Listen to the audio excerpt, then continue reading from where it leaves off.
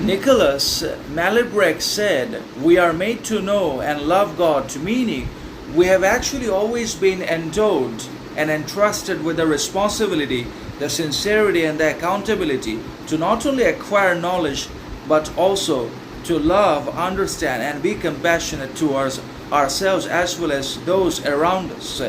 and also be grateful to God in one way or another in our actions, behaviors, mentality, and so on and so forth. So it's not always about acquiring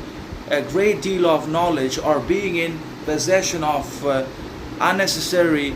quantities of wealth, money, property, estate, etc. But it's also always about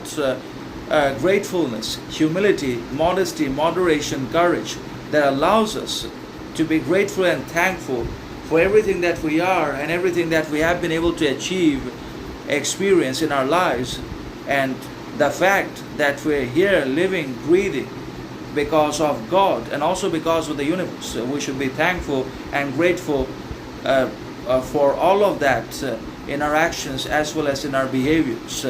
with others in one way or another. And that means a life actually has never been always the representation or embodiment of always knowing or always being in possession of knowledge, because not every time knowledge is going to be helpful. Knowledge won't always be able to elevate us out of our own ignorance,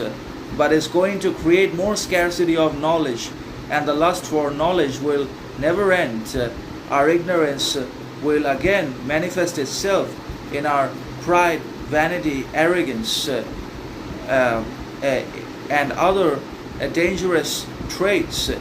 that will ruin our behavior and also harm our relationships with others. And that's why knowledge does not always cure ignorance, as well as pride, jealousy, vanity, aggression, arrogance, etc. So we have to be able to identify all of these problems that exist within ourselves, and we also have to have the willingness, the determination, the drive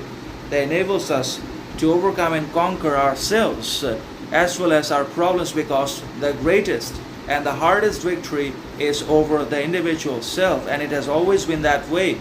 And then our primary responsibility and fundamental goal is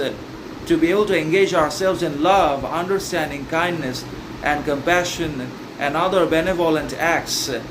towards the others, most importantly, as well as ourselves, and also to be able to love God and the external world, the nature and its elements, and all the things that has life